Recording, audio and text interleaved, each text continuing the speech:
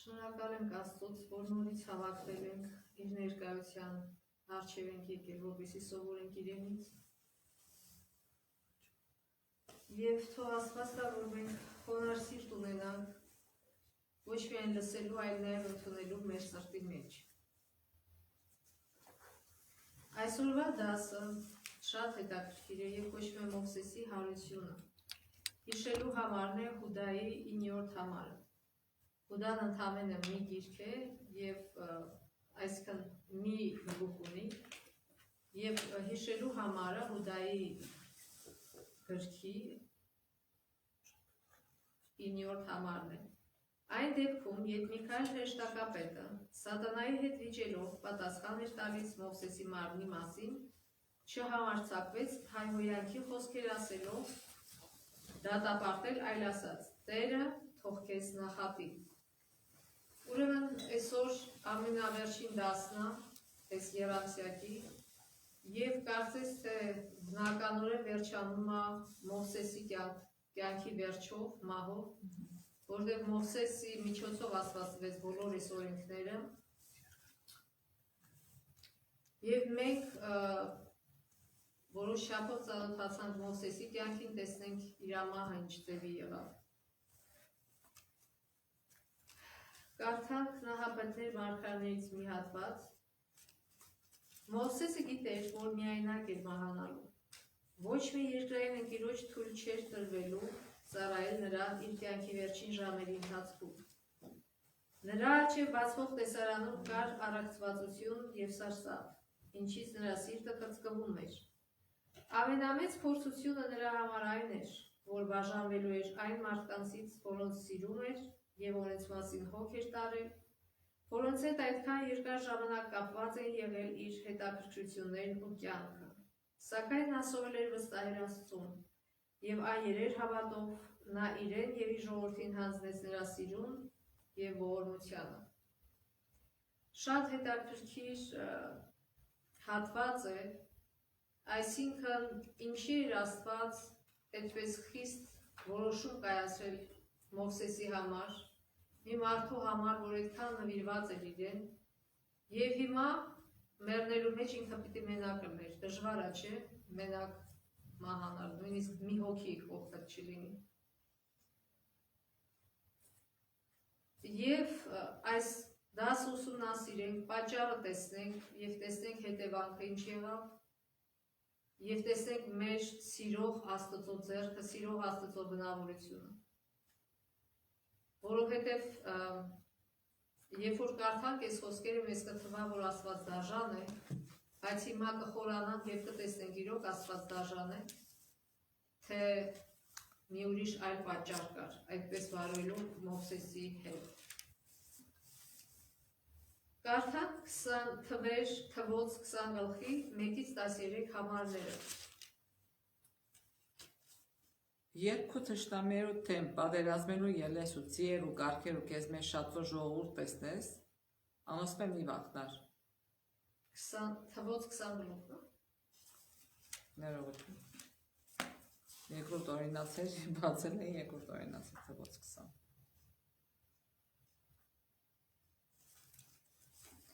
Իսրայելի որդերուն բոլոր ժողովուրդը Սին անապատը եկան առաջին ամսուն ու ժողովուրդը Կադեսի մեջ իջևան դրավ, մայրան հոն մեռավ ու հոն թաղվեցավ։ Ժողովրդի խմելու ջուր չկար, ուստի Մովսեսին ու Ահարոնի քով հավաքվեցան։ Ժողովուրդը Մովսեսի հետ վիճեցան ու ասին. Երայն թե մենք ալ մեռնեինք, երբ մեր եղբայրները մեռան Տերոջի առջև, ինչու Տերոջը ժողովուրդը այս անապատը բերիք, որ մենք ու մեր անասունները հոս մեռնենք։ Ինչու մեզ Եգիպտոսեն հանեցիք, մեզ այս գեշ տեղը բերելու համար։ Հոս ոչ սեմ ցայնու տեղ է, ոչ ալ թզերներու, այքիներու ու նռներներու խմելու ջուր անգամ չկա։ Մովսես ու Ահարոն ժողովրդին առջևեն ելնելով վկայության խորանին դուրը կացին ու իրենց երեսներուն վրա ինքան Տերոջը փառքը անոնց երևցավ եւ Տերը խոսեցավ Մովսեսին ասելով. Գավազանը առ ու ժողովրդին հավաքե։ Դու ու քու եղբայրդ Ահարոն եւ անոնց աչքերուն առջև ըսեք ապարաժին ու իր ջուրը պիտի տա։ Դուն ապարաժեն ջուր պիտի հանես անոնց ու ժողովրդին եւ անոնց անասուններուն խմցնես։ Մովսես առավ գավազանը Տերոջ առջևեն, ինչպես իրեն պատվիրեց, Մովսես ու Ահարոն ժողովուրդը ապարաժին առջև հավաքեցին ու Մովսես ասավ անոնց. Լսեցեք հիմա, ով ապստամբներ, ձեզի այս ապարաժեն ջուր պետք է հանենք։ Եվ Մովսես իր ձեռքը վերցրեց ու գավազանը 2 անգամ ապարաժին զարկավ, եւ առատորեն ջուր ելավ ու ժողովուրդն անոնց անասունները խմեցին։ Տերը խոսեցավ Մովսեսին ու Ահարոնին. Որովհետև ինձի չհավատացիք Իսրայելի որդերուն արջքերուն առջև զիս փառավորելու, անոր համար այս ժողովուրդը դուք պիտի չտանիք այն երկիրը, որ անոնց տվի։ Մերիպայի ջուրը այս է, բազի Իսրայելի որդները Տերոջը դեմ վիճեցան եւ ինք փառավորվեցավ անոնց առջև։ Ուրեմն բարձեցինք, թե պատճառը ինչ էր, որ Աստված այսպես խիստ բարձեց Մովսեսի հետ։ Հիմա պատկերացնենք այս տեսարանը, մտնենք Մովսեսի կոշիկների մեջ, ասենց ասած, Մովսեսի տեղը դնենք։ Ուրեմն 40 տարի Մովսեսը մեծ հոգատարությամբ վարեց այս ժողովրդին անապատի մեջ։ Անապատ էր, բայց նրանք երբեք մի բանի կարիք չունեցան։ Որտեղ էլ որ գնային, ջուրեր կար, նահապետներ և մարգարեների գրքում գրված է, ճանապարհին որտեղ որ նրանք ջրի կարիք էին ունենում, ջուրը հորդում էր նրանց ճամբարի մոտ գտնվող ժայռի ճեղքերից։ Պատկերացնում եք, այսինքն մինչև իրանց գալը կարար է ջուրը չլիներ, բայց Աստված այդ ջուրը հորդացնում էր եւ ոչ մի օր իրանք սոված չմնացին։ Աստված անապատի մեջ իրանց կերակրեց։ Ամեն անհրաժեշտը տվեց։ 40 տարի այս մարդիկ տեսնում էին եւ իհարկե հիմա արդեն երիտասարդ սերունդն էր մնացել, հները արդեն գնացել էին եւ բայց ցավոք նորից մենք սիրում ենք ամեն ինչ պատրաստի ունենալ, չէ՞։ Հանկարծ մի քիչ նեղված կլինի, սկսում ենք մեր ափերից դուրս գալ։ Հիմա այսօր մենք բացում ենք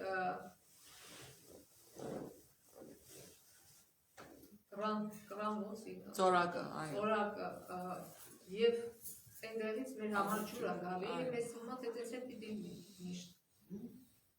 Բայց մենք պիտի գիտակցենք, որ այդ ջրի աղբյուրը ով է։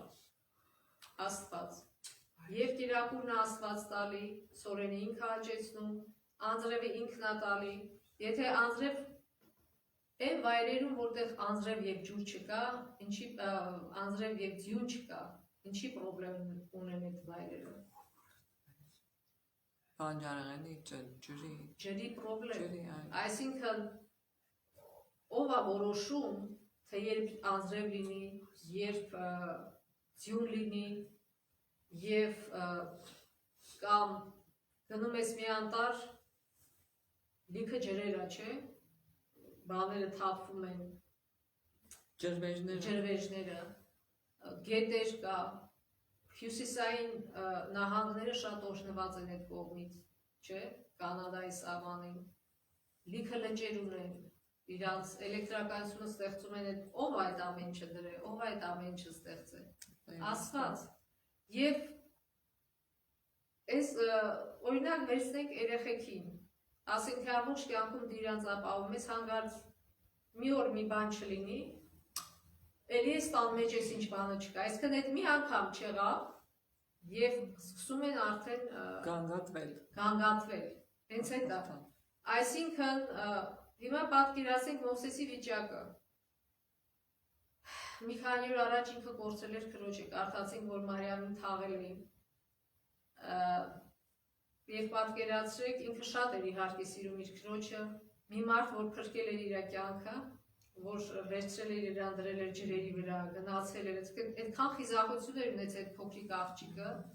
որ այդ ամեն ինչը աներ։ Եվ մենք գիտենք ինչքան էր իրան սիրում եւ ինչքան նվիրված էր իրան Մովսեսը։ Եվ մահացել էր քուրը, եւ հիմա ինքը այդ սուքի մեջ, այդ դժվար իրավիճակի, միգուցե եւ դեպրեսիայի մեջ, կորցրել էր Աստծուն իր հորիզոնից։ Եվ այս մարդիկ ասում են ջուր չկա, ինչի չկա, փոխանակ նորմալ հարցնեն, չէ՞։ Բայց նորից նորից այս առաջին անգամն էր, չէ՞։ Ինչքան ինչ պակաս էր լինում, չնայած իրան գիտեին, որ Աստված միշտ ամեն ինչով իրանց ապահովել էր, իրան գագաթում ենք, տես այդ բնավորությունը արդեն դառնում։ Որովհետև ինչի իրանք առաջնորդի կարիք ունեին։ Եթե իրանք բոլորը Մովսեսի պես ըլնեին, Մովսեսի պես հավատ ունենային, իրանք Մովսեսի պես առաջնորդի կարիք չէին ունենա, չէ՞։ Ուրեմն մենք պետք է հասկանանք, եթե ինչ-որ մեկի վրա մեզ Աստված դրել է, սո այդ մարդիկ հենց առաջնորդի կարիք ունեն։ Այսինքն, այս առաջնորդը ավելի իրանցից հասունացած է, ավելի միգուցե հավատ ունի եւ այլն, չէ՞։ Հայրն ու մայրը ավելի հասուն են, քան թե երեխաները։ Աստված դրել է այդ ընտանիքում, որ երեխեքի մասին հոգ տանեն։ Հիմա մենք պիտի հասկանանք, ոնց որ եղբայրը ասեց իր քարոզում, ամեն մեկից սպասենք այնքան, ինչքան որ այդ մարդը կարա տա, այսինքն երբ որ դու գիտես այդ մարդը գանգատվող է, այդ սպասելի է քավ համար, որ ինքը նորից ու նորից գանգատվում է, բայց քանի որ Մովսեսի հոգեկան վիճակը նորմալ չէր այդ ժամանակ, ինչ արեց, դա դրթեց իրան մեղքի։ Եվ իրանց խոսքերն է շատ, ասում են, ստեղ թուս չկա, այս չկա, այն չկա, այս բերել ես ստեղ, այս քարքարոտ տեղը, ոչ մի բան չեն կարող աճեցնել։ Կարծես թե իրանք չգիտեին։ 1000 անգամ ասել էր Մովսեսը, որ մտցնելու է մի երկիր, որտեղ կատ ու մեղր է բխում։ Եվ կարծես թե իրանք չգիտեն, եթե ասում էր մի ականջից մյուսը, չէ՞։ Եվ նորից ու նորից ասել էր, որ էսի վերջնական ձեր կանելու տեղը չի, մենք գնում ենք դեպի ավետյաց երկիր, բայց իրանց խոսքերը, ինչի մենք սպերեցի լստե, ինչի, որ մենք ստե մեղնենք, ստի չենք կարող ոչ մի բան ցանենք, ոչ մի բան եւ այլն, բողոքել, բայց Մովսեսը չվիճեց իրանց հետ, սուս գնաց, Աստծուն ներկայացրեց պրոբլեմը, ոչ sense պրոբլեմը, Աստված ասեց, օքեյ,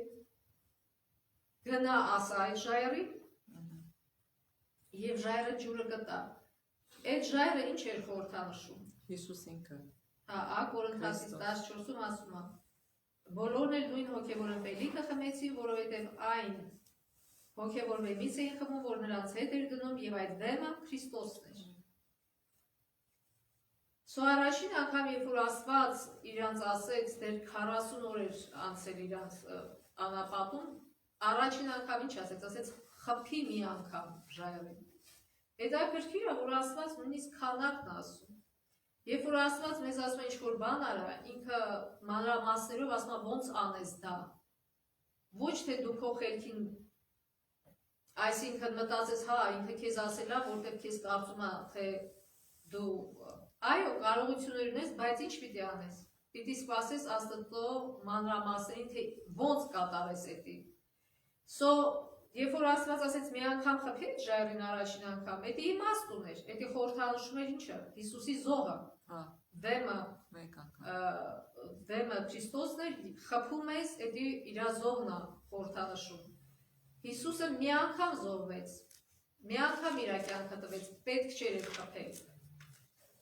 So ես անգամ ասում եմ միայն ասա ժայռին, բայց ցավոք հոգևոր վիճակը վատ վիճակում էր եւ նա մունաթով նեղվելով կանեց շատ մեծամիտ ձևով խոսած ժողովրդի հետ եւ ասեց ապստամբներ ձեր համար ջուր բերենք, այսինքն ինքը Աստծո տեղվեց։ Ինքը իրան խառնեց Աստծո շարքերի մեջ։ Կարծես թե մարդը կարա ջուր բերի։ Եվ գումարած դրան ոչ թե միայն ասեց, երկու անգամ խփեց, մի անգամ չխփեց, այսինքն ջղայնացած էր եւ այդ զայրույթը ոնց որ թափեց այդ ժայռի վրա։ Եվ իհարկե ջուրը եկավ։ Աստված այդ մոմենտի չասեց, քանի որ դու սենց, ես այդ ջուրը չեմ տա, չէ, հետո ասեց Աստված։ Ասեց կներես, Մովսես ջան, բայց դու չես մտնելու երկիր, որովհետեւ նույնիսկ խայտարակ արիր այդ ժողովրդի առաջ։ Նույնը արեց, ինչ որ սատանա, չէ՞, ասում է բարձրացավ, ուզեցավ հավասարացնել Աստծուն, ինքը իրան հավասարացրեց Աստծուն։ Եվ այդ ժամանակ, երբ որ ինքը դատում էր ժողովրդին, ասում էր ապստամբներ, ռուսերեն ասում են նիպակորն է, անհնազանդներ։ Այդ ժամանակ ինքը հենց իրան դատեց, ինչի, որտեղ ինքը այդ րոպեին հենց անհնազանդ էր Աստծուն։ Դրա համար Հիսուսը ասում, ինչքան էլ բարձր դիրքի վրա լինենք, Ինչքան էլ արդար կյանք բարենք, ինչքան էլ արդար գործեր ունենանք մեր հետևում, մենք Աստված չենք դառնում։ Ինքը ընդհանրապես միջոց էր Աստծո եւ մարդկանց միջև մարդկանց ծառայելու։ Ինչ որ ինքը անում էր միայն այն, խնդրում էր Աստծուց, Աստված տալիս էր, խնդրում էր աղբյուրը Աստված էր, ինքը ստեղ կանեց ու խառնեց իրան աղբյուրի հետ։ Եվ անհավատությունը ցույց տվեց։ Ուրեմն այս դեպքը ի՞նչ է ցույց տալի, որ կապ չունի, թե դու ինչ կյանք ունես քո հետևում, կապ չունի, թե ինչքան արդար մարդ է, որպես արդար մարդ ես դու ձևավորվել, դու կարաս ամեն վայրկյանի ընկնես, եթե հեռանաս Աստծուց, եթե Աստծուն քո մտահորիզոն, քո տեսահորիզոնից կորցնում ես։ Այսինքն մենք մի դաս անցանք մոռացկոտության մասին, չէ՞։ Ինչի մենք չենք հիշում, մենք կենտրոնացած չենք դրա վրա, որտեղ երբ որ ամեն ինչ մենք ստա, մենք կարծում ենք, թե դա մեր շնորհքն է, մեր շնորհքը չի։ Եթե մենք միշտ հիշենք, որ ամեն ինչ որ ունենք, ինչի որ հասել ենք, դա Աստծո շնորհքն է, մենք Աստծո մտահորիզոնից չենք կորցնի եւ չենք ընկնի։ Եվ ուրեմն էսի շատ, եթե Մովսեսի պես արդար կյանք վարող մարդը անկապ առավել եւս, այսինքն ի՞նչ է նշանակում, որ մենք ամեն օր պիտի արթուն լինենք։ Հիսուսը դրա համար էլ ասեց, եւ Պաուլոսն էլ ասեց, ես չեմ համարում ինձ հասած, մինչեւ մեր կյանքի վերջ, ասում այլ կրտում եմ առաջ, մինչեւ մեր կյանքի վերջ հնարավորություն կա մեր ընկնելու։ Եվ եթե մենք այդ ընկնելուց հետո չվեր կանանք, վերկանալը որն է, ապաշխարելը, ներողություն խնդրելը եւ խոնարհվելը, ինչ որ Աստված որոշելը, Աստծո որոշմանը։ Եթե մենք դա չանենք, մեր անցած կյանքը, որ արդար գործերով լցված է, ոչ մի օգուտ չի տա։ Մենք չենք մտնի երկնքի արքայություն, եթե մենք թեկուզ այդ մի վերջին մեղքը մնա մեր վրա։ Այսինքն ամենայուրաքանչյուր մեղք պիտի ապաշխարած լինի, որ մենք արժանանանք փրկության։ Եվ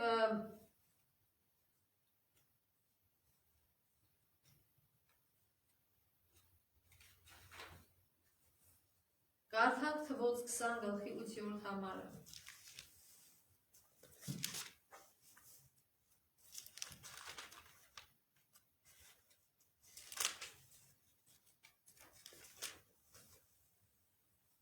Չէ, էսի արդեն ասել եմ։ Օրինաց գիրք 34 գլխի 1-ից 12 համարները։ Երկրորդ օրինաց 34 գլխի 1-ից 12 համարները։ 1-ից 12 բավական։ Մովսես Մովաբի դաշտերեն Նաբավ լեռանը վրա Երիքովի դիմացի Փասկայի գագաթը ելավ ու Տեր անոր ցուցուց բոլոր Գաղադի երկիրը միջև դան։ Նա եւ բոլոր Նեփթաղիմ ու Եփրեմի ու Մանասե երկիր ու Հուդայի բոլոր երկիրը միջև արևմտյան ծովը եւ հարավային կողմն ու Երիքովի հովտին դաշտը ու արմավիններու քաղաքը միջև Սեգովը։ Եվ Տեր անոր ասավ. այս է այն երկիրը, որն համար Աբրահամին, Իսահակին ու Հակոբին երթում էր եսելով քու սերունդիդ պիտամ Զանիգա ահակու աչքերը ցուցուցի, բայց դու հոն պիտի չանցնես։ Այսպես Տերոջը ծառան Մովսես հոն Մովաբի երկրին մեջ Տերոջը սածին պես մեռավ, Տերը զայն Բետպագովրի դեմ Մովաբի երկիրը ձորիմը մեջ թաղեց, եւ մինչեւ այսօր ովևէ մարդ անոր գերեզմային տեղը չգիտավ։ Եվ Մովսես իր մեռած արենը 120 տարեկան էր, անոր աչքերը չտկարացան, անոր ուժը չգնաց, Իսրայելի որդերը Մովաբի դաշտի մեջ Մովսեսին համար 30 օր լացին, ու Մովսեսին համար սուքի ու լացի օրերը լվացան, եւ Նավեի որդին Հեսուի իմաստության հոգիով լեցվեցավ, որովհետեւ Մովսես իր ձեռքերը անոր վրա դրել էր, ու Իսրայելի որդիները անոր հնազանդեցան, եւ ինչ որ Տերը Մովսեսին պատվիրել էր, այնպես ըրին։ Անկե հետո Իսրայելի մեջ ուրիշ մարգարե մչելավ Մովսեսի պես, որ Տերը 3 ճանցավ, ու Տերոջ կողմէ Եգիպտոս վրկվեցավ նշաններով ու հրաշքներով Փարավոնին, ծառաներուն եւ ամբողջ երկին արչեւ ընելու, եւ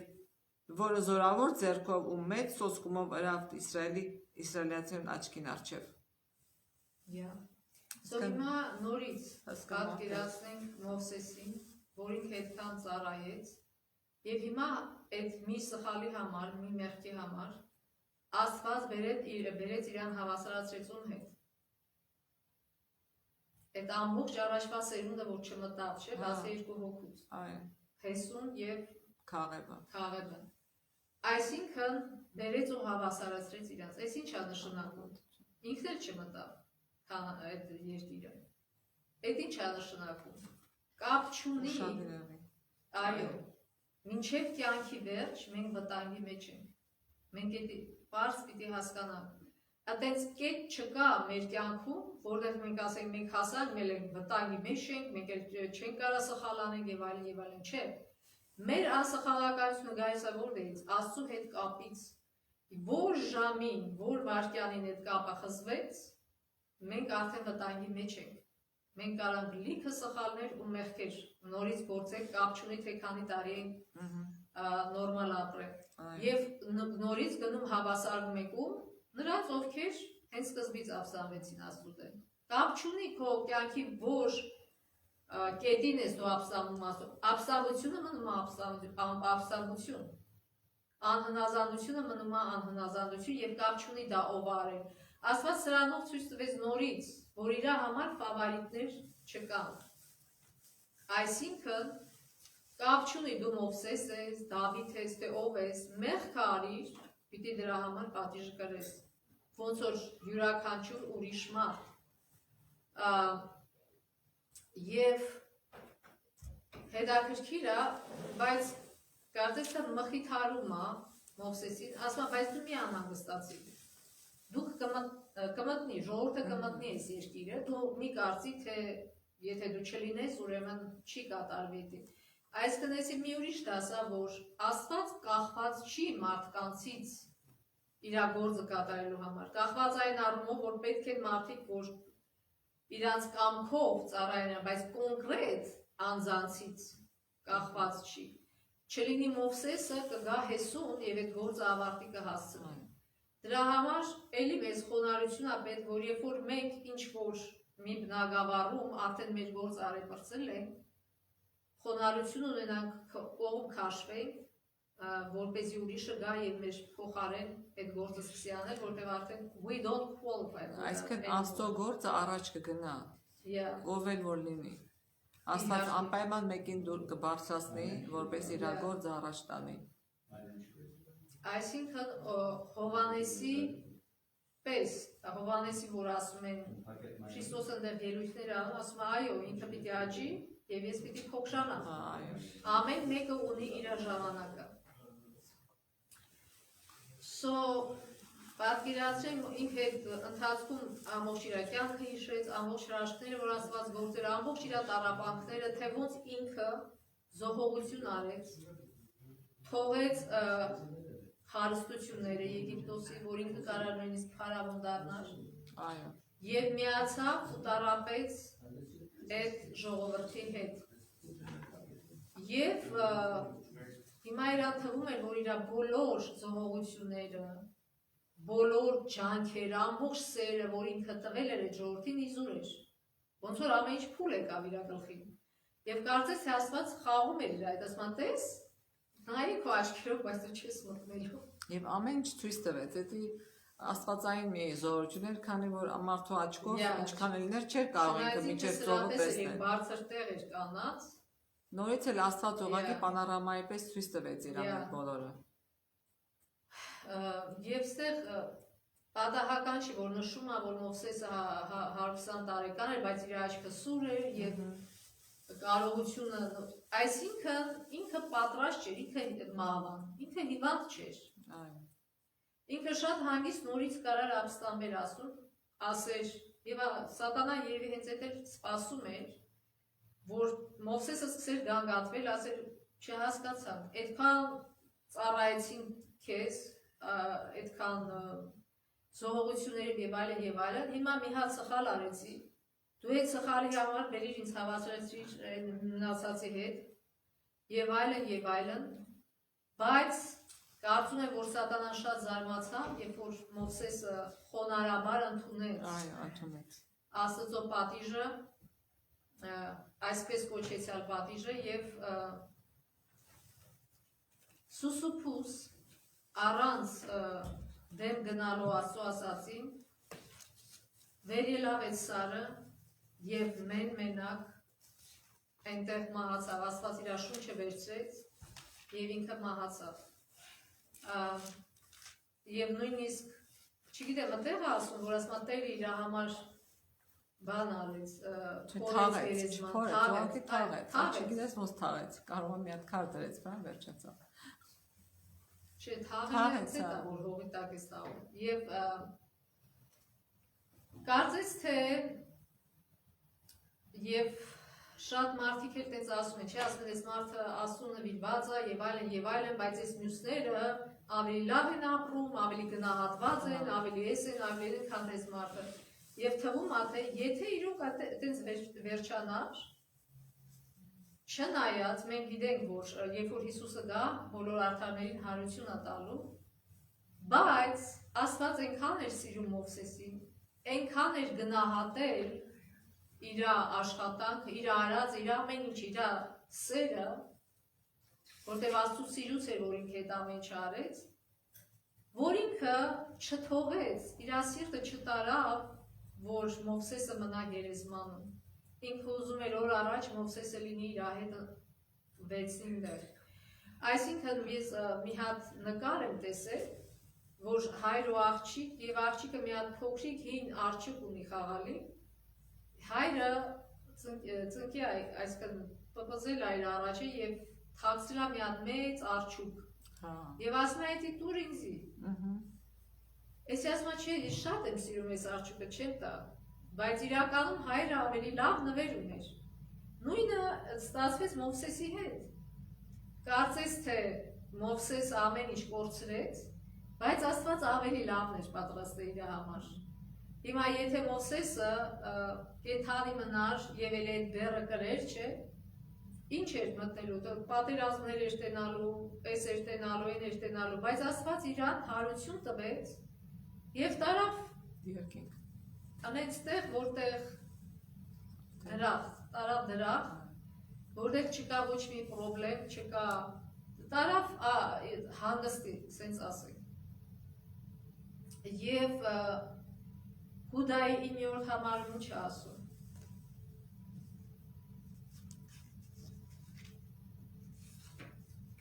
Հիշելու համարում։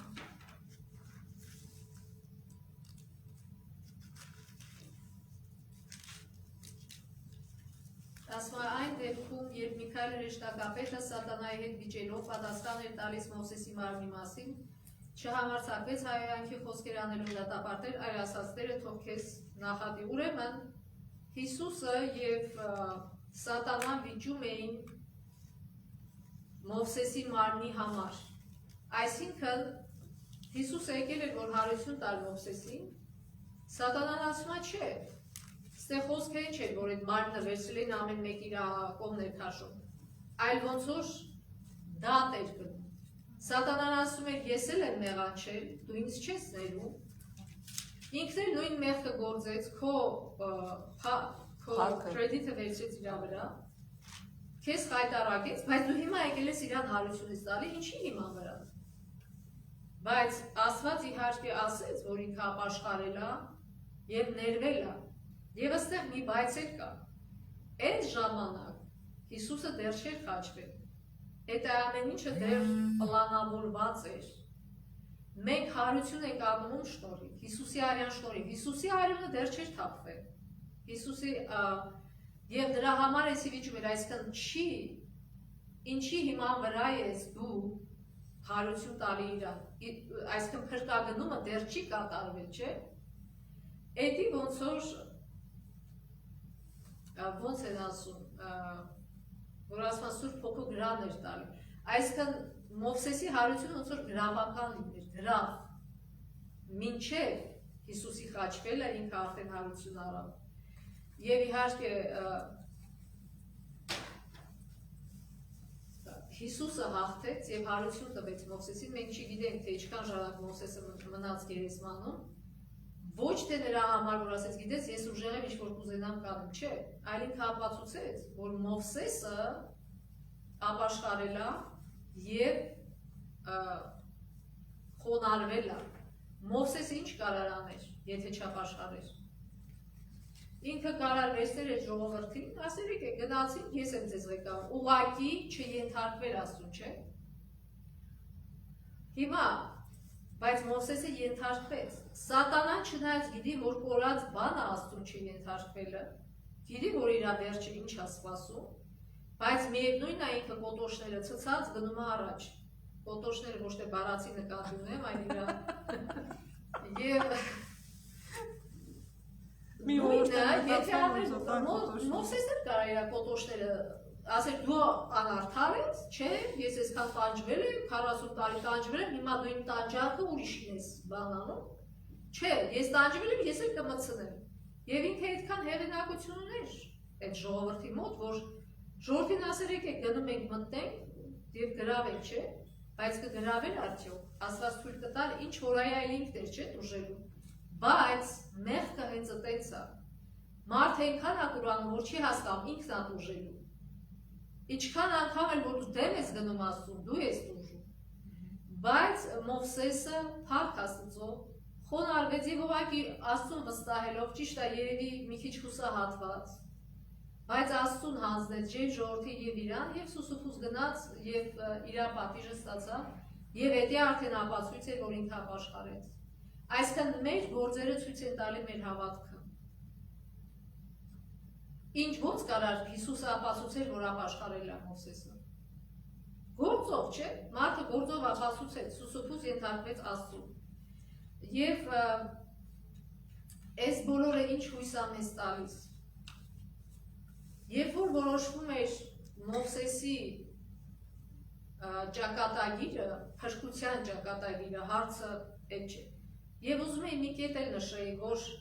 ստեղ Հիսուսը հարություն տվեց Մովսեսին, երբ որ այդ մյուս եկեղեցիները, որ ասում են հոգին համբարձվում է, մեռնում է, հոգին է դրախտում ապրում, հոգիներ են դրախտում ապրում, մարմին էլ չկա, մարմինը հագուստն է հոգու եւ այլն։ Okay, եթե տենց այն չէր Աստված Մովսեսին հարություն տալու։ Ինչեր Աստված հենց մարմնի համար կռիվ ամորեն մարմնին հարություն տա եւ տանի իր մոտ։ Իհարկե փոխված մարմնը, բայց էլի մարմինը նյութական, որտեղ այս աշխարհում չկա նյութական բան։ Օզոնը, թթվածինը մենք չենք տեղ, բայց էլի իրանք նյութ են։ So էսի եւս մի ապացույց է, որ մենք մարմնավոր ձևով ենք ապրելու դրախտում, ուրիշ ավելի կատարյալ մարմնով, բայց մարմնավոր ձևով։ Եվ ինչ հույս է այսի տարիս մեզ Կորինթացիս 15:13-ից 22 համարները։ Ուզում ես կարճ կարդա, եթե ժամանակ չկա, կարևորը։ Հա?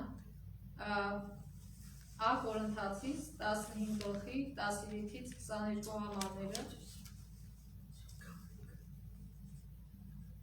Ինչ խոստում է մեզ տվել ստեղ Աստված։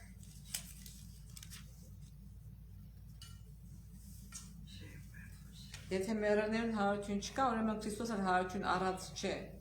Եվ եթե Քրիստոս հարություն առած չէ, ուրեմն մեր քարոզությունը բարապ է ու ձեր հավատն բարապ է։ Եվ մենք ալ Աստծո սուտ վկաները կլանք, որովհետև Աստծո համար վկայություն տվին, թե ինք մեռելներն քարոզած Քրիստոսը։ Եթե մեռելները հարություն չեն արել, ուրեմն զանիկա չէ հարուցած, քանզի թե մերները հարություն չեն արել, Քրիստոսը հարություն առած չէ։ Եվ եթե Քրիստոս հարություն առած չէ, ձեր հավատքը պարապ է ձեր տակավին ձեր մեղքերն մեջ եք։ Նույնպես Քրիստոս դնջողներն ալ կորսված են։ Եթե միայն այս կյանքին համար Քրիստոսի հուսացած ենք, մենք բոլոր մարդոց ավելի խղճալի ենք։ Բայց ճշմարիտ է, թե Քրիստոս մերներն հարություն առած է, ննջացելներն առաջին պտուղը, քանզի մարդով եղավ մահը, մարդով մերներն հարությունը պիտի ըլլա։ Բայց ինչպես Ադամով ամենքը կմեռնեն, նույնպես Քրիստոսով ամենքը կենդանի պիտի ըլլան։ Yeah. So, Պողոս ինչի էր էսի գրում Կորինթացիներին, որտեղ այնտեղ կային մարդիկ, որոնք շատ էին սուքանում մեռածների վրա։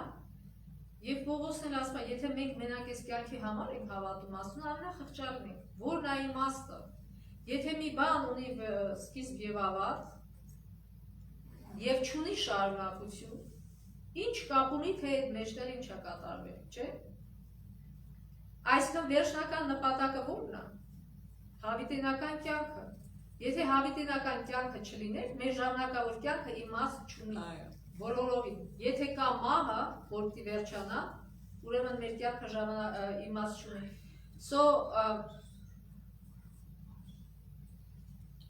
Ինչի մասին աստեղ խոսում։ Որ մենք այո, կարող է մեր կյանքում հավատանք Հիսուսին, հավատանք իր խոստումներին, բայց կոնկրետ հարությանը եւ նոր կյանքին շատերը չի տեղավորվում ուղեղում, որտեղ մենք ինչ որ տեսել ենք, դրան ենք, չէ՞ սովոր։ Ոնց մենք կարող պատկերացնենք այդ ամեն ինչ, այդ անեղծելի այդ երկիրը եւ այդ նոր կյանքը, որտեղ չկա մահ, չկա հիվանդություն, մարդիկ չեն հավատում։ Բայց ասում եմ, եթե դուք այդ հավատը, այդ հույսը չունեք, ապարդյուն է ձեր հավատը։ Ուրեմն ինչի համար եք հավատում, մենակ այս կյանքի համար։ Մենք այն չի լինի հիվանդանում եք, ինչ է լինի, միարկում եք։ Ինչն է դրա իմաստը է։ Ուրեմն Մովսեսի օրինակը մեզ ցույց է տալի Աստծո բարությունը, որովհետև էդի վերջին դրվագը չէ, որ մենք Մովսեսի տեսանք, վերջին դրվագը Մովսեսի մասին, որ տեղեկություն կա Աստվածաշունչում, որն է։ Հիսուսի մոտ եւ այլակերպության Երբ որ եկա, որ Հիսուսին մխիթարի, այսքան ուշ տա, ինչի, որովհետև մարդիկ չէին հասկանում Հիսուսին եւ չէին կարող իրան օգնության գալ, բայց այն մարդիկ, ովքեր արդեն անցել են դրա միջով, եկան որպես ապացույց Հիսուսին, ասեցին, որ դու կհաջողես, ինչի, որտեղ մենք ենք այդ ապացույցը, դու դեռ չմեռած, մենք գրավական ենք, Հիսուսը արդեն մեզ, այսքան Աստված արդեն մեզ հավիտենական կյանք է տվել։ Դու ես, այսքան Հիսուսն էր, որ հարություն տվեց Մովսեսին։ Եվ ուզում ասի մի մոռացի, դու արդեն հաղթանակած ես, որովհետև այն ժամանակ, երբ որ Մովսեսը մեռավ, դեռ Հիսուսը հաղթանակած չէր, բայց ոչ թե այդ գործն, այդ երկու կշիռները որ կա, որ ասում են մենք կշռվում ենք Աստծո կողմից, չէ՞, ի՞նչն է կշռվում, մեր գործերը, չէ՞։ Բայց Մովսեսի այս կշիռը ծանրացրեց ինչ է իր գործերը, ինչքան ուզում ես գործ դիր, չի լինի։ Հիսուսի զոհը, Հիսուսի արյունն է, որ այն մյուս կշիռը ծանրացնում է։ Իրա բարի գործերը չէին կարա ջնջեին իր մեղքը, ինչն էր ջնջում։ Հիսուս այսքան Աստծո շնորհքով ինքը արդարացավ։ Եվ մենք ինչքան անգամ որ արդարանում ենք, Աստծո շնորհքով ենք արդարանում, կապ չունի բարի գործերը, բոլորովին կապ չունի։ Այսինքն այդ գործերը միայն մեր հավատքի նշանն են։ Ուրեմն ինչ դասեր ենք մենք քաղում Մովսեսի այս պատմությունից։ Որ կարող է մեկ-մեկ Աստված մեզ ընենց բան անի մեր կյանքում, որ մենք մնանք տարակուսած, չէ՞։ Բայց մենք փակ հասունենք այս պատմությունը եւ կարանք հիշենք, որ էսի վերջը չի։ Վերջը հետո է։ Վերջը այդ փառավորված Մովսեսն էր, որ երևաց Հիսուսին եւ իրան համոզեց, որ գնա առաջ։ Տես, մենք քո զոհի հələ չի եղել քո զոհը, բայց մենք արդեն քո զոհի ինչն ենք, քո զոհի արդյունքն ենք, քո զոհաբերության արդյունքն ենք, որտեղ եթե Հիսուսը չմեռնի, իրար չէր լինի հավիտյան, չէին փրկի, ոչ մի մարդ չէր փրկվի, հավիտենական կյանք չէր ունենա։ Ուրեմն հիշենք, որ մենք ունենք այնց Աստված, որ մեզ կարող է օգնել ոչ միայն այս կյանքում, եւ այնքան վստահ ենք ասում Մովսեսի պես, որ նույնիսկ մի բան, որ մեզ թվում է անարդար Աստծո կողմից, նույնիսկ մի բան, որ մեզ թվում է դաժան Աստծո կողմից, երբեք չտարակուսենք, այլ հասկանանք, որ Աստված միշտ ճիշտ չէ, Աստված սխալ էր։ Իրոք, եթե ինքը չպատժեր Մովսեսին, Մովսեսը չէր հասկանա իր սխալը, չէ։ Աստված թույլ է տալի այդ պատիժները, որպեսզի մենք հասկանանք մեր սխալը եւ դա օգնում է մեզ ապաշխարելու։ Թող Աստված մեզ օրհնի, որ մենք Մովսեսի պես թե հավատարիմ քայլենք, թե նույնիսկ մեր մահվան մեջ հավատարիմ լինենք Աստծուն։ Եվ ամեն օր հիշենք, որ մենք կախված ենք Աստծուց եւ երբեք ոչ մի կետում այս կյանքի ապահով չենք սխալից, եթե մենք Աստծո հետ մեր կապը խզվում է կապ չունի, թե մենք որ կետում ենք, մենք անպայման կսխալվենք ու մեր կգործենք։ Թող Աստված մեզ օժնի, որպեսզի մենք այս դասերը լավ հիշենք եւ իրագործենք մեր կյանքում։ Ամեն։